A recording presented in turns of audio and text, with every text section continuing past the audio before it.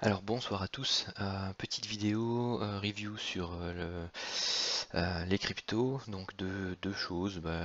La première juste pour le fun, donc si vous ne connaissez pas, donc il y a la crypto-monnaie nouvelle, donc Pi Network, qui peut être minée à partir de son smartphone.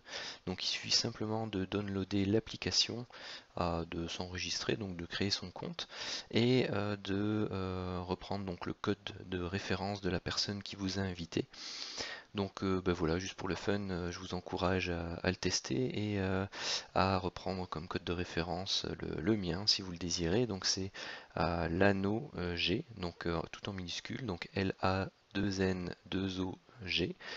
Et ça me fera plaisir si jamais vous le faites parce que tout simplement en fonction du nombre de personnes que l'on invite, on mine un peu plus rapidement la crypto. Donc voilà, juste pour information, donc ils ont pour projet de pouvoir l'utiliser pour un peu comme Libra, hein, c'est pour devenir une crypto d'échange, pour pouvoir acheter ou faire tout un tas de choses sur Internet principalement. Donc voilà, ça c'était la petite parenthèse du début. Si ça vous intéresse d'aller jeter un œil, moi je trouve ça assez sympathique. Pour l'instant elle vaut rien bien entendu parce que c'est le tout début. Je crois qu'elle a été lancée au mois de mai. Et donc voilà, il y a déjà plus de 80 000 membres, enfin de personnes qui se sont inscrites et qui pour l'instant commencent à miner cette crypto. Donc bon voilà, c'est un peu comme toutes les autres, hein. Est-ce qu'elles vont donner quelque chose ou pas? Disons que là, voilà, c'est gratuit, c'est le début. Vous pouvez en avoir pour rien. Il suffit de les miner avec votre smartphone et peut-être qu'un jour, ça donnera un petit quelque chose. Fin de la parenthèse. Revenons à quelque chose d'un peu plus sérieux pour le moment. Donc, nous voici donc sur le Bitcoin. Pour vous montrer un peu, donc hier j'avais fait une vidéo sur la manière de travailler l'Elliott sur le Bitcoin, donc par rapport à la propreté de sa structure de prix. Et j'ai eu envie aujourd'hui d'examiner un peu donc mon indicateur de divergence sur le Santic. Euh, et voilà un peu ce qu'il a donné. Bon, j'étais en rendez-vous ici cette journée, donc j'ai pas vraiment tradé, donc j'ai tradé un tout petit peu, pas de levier. Euh, et voici un peu les différents signaux qu'il a donnés. Donc j'ai commencé à partir de 8 heures ce matin jusque maintenant au soir. Donc vous allez voir, c'est pas inintéressant du tout, même si à nouveau le spread. Bon ici je suis chez IG, donc le spread est de 50 points, 50 dollars. Donc si vous travaillez à 1 dollar, c'est lourd quand même comme spread. Je pense qu'il y a d'autres brokers, d'autres plateformes qui donnent des spreads plus intéressants, donc c'est pas forcément chez IG qu'il faut venir trader le Bitcoin. Mais donc voici donc le premier signal, 8h 50 plus ou moins. Donc ce que je donne à chaque fois, c'est ici l'amplitude maximum à partir de la prise de position moins le spread. Donc là vous avez déjà les 50 dollars qui sont retirés. Donc il y a eu une amplitude d'ici en fait de 140 dollars, mais j'ai déjà retiré les 50 dollars. Donc vous avez ici un premier signal où vous pouviez faire en amplitude 90 dollars. Un autre signal ici, vous pouviez faire 240. Celui-ci plus court, 25. Celui-ci, tout simplement, il faisait 52, moins les 50, ça donne 2. Donc autant dire que celui-là, il donne rien. Celui-ci pouvait donner, donc à nouveau, hein, toujours par rapport au money management, donc ça dépend un peu. De toute façon, il y a un spread minimum qui se retrouve beaucoup plus haut qu'ici, au niveau de chez IG. Donc pas de souci, là, on n'aurait pas été stoppé. Et là, on pouvait faire donc ici 170 dollars, un signal achat à partir d'ici jusque là, on pouvait faire 270, un signal, donc vous voyez ici à chaque fois les signaux sont donnés en bas, hein. Un signal ici qui pouvait donner 70 dollars. Ceux que je note en flèche rouge, c'est ceux que j'ai repris comme étant des divergences non données par d'ailleurs celle elle est décalée, non données par l'indicateur, parce que celle-ci elle se trouve, non non si c'est bien ça, donc c'est avec ce point bas là et ce point là, et celui-ci, donc c'est à partir d'ici. Donc sur cette bougie là, donc ici vous pouviez faire 70 dollars.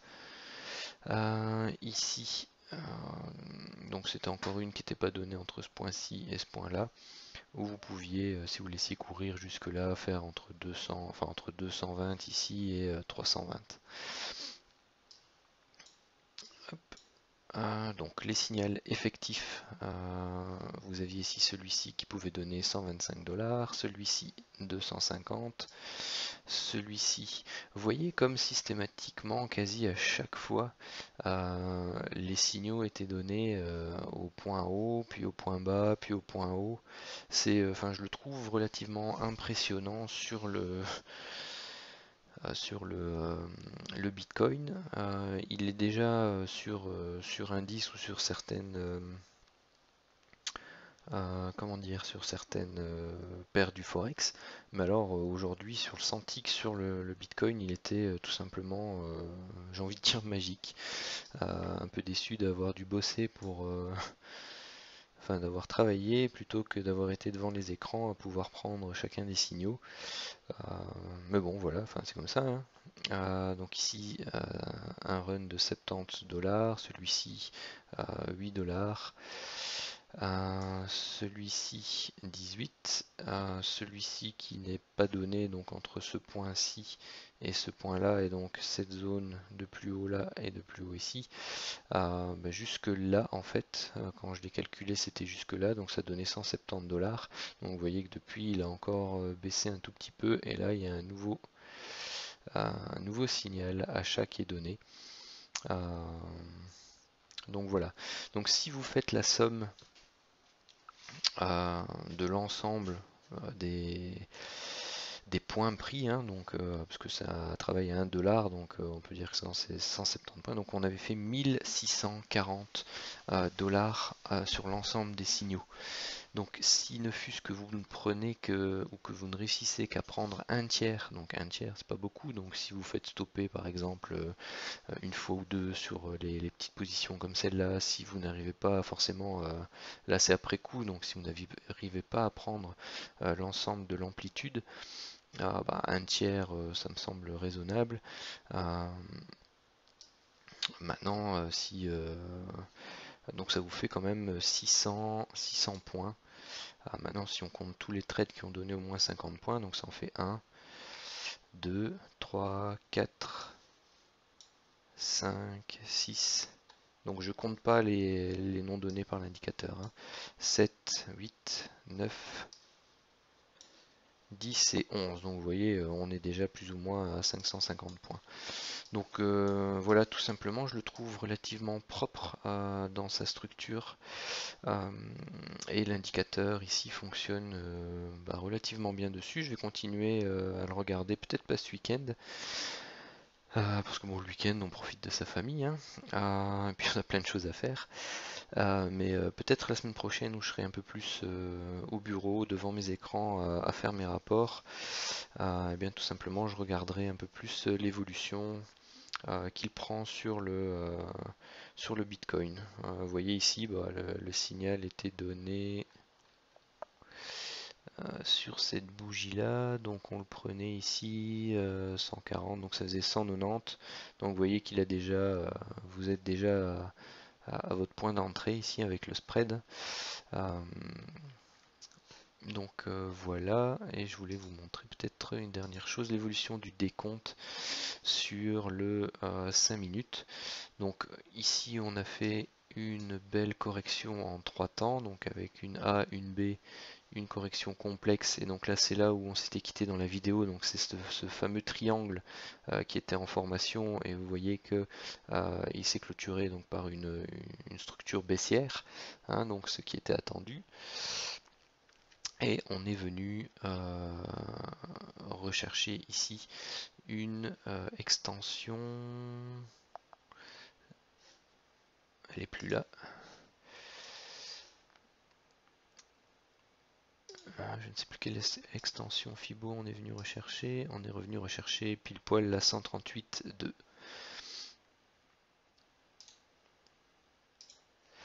À partir de là, eh bien tout simplement on a commencé à faire ici une hausse, une baisse.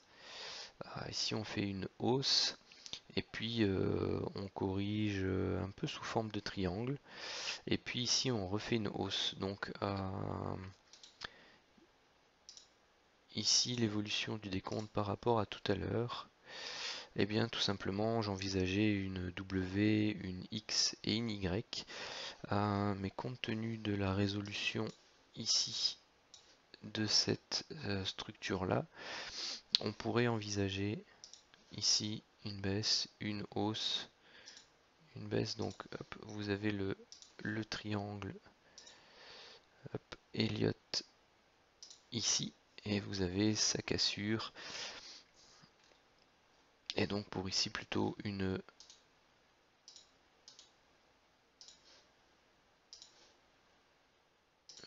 vague 1, une vague 2, on va quand même vérifier. Hop.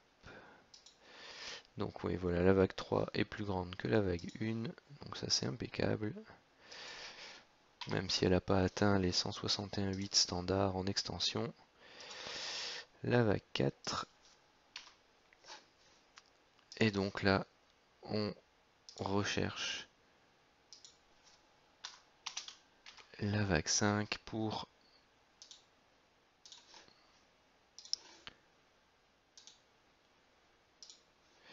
faire notre première impulsion haussière,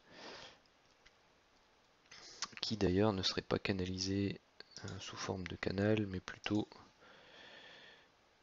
sous forme d'une diagonale ici d'initialisation. Donc après il faut sans doute rentrer dans le détail, mais cette impulsion-ci c'est clairement une vague 3.